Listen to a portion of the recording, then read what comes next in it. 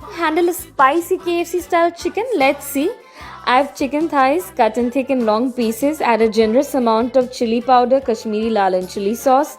Add salt, vinegar, ginger garlic paste and marinate at least for 1 hour.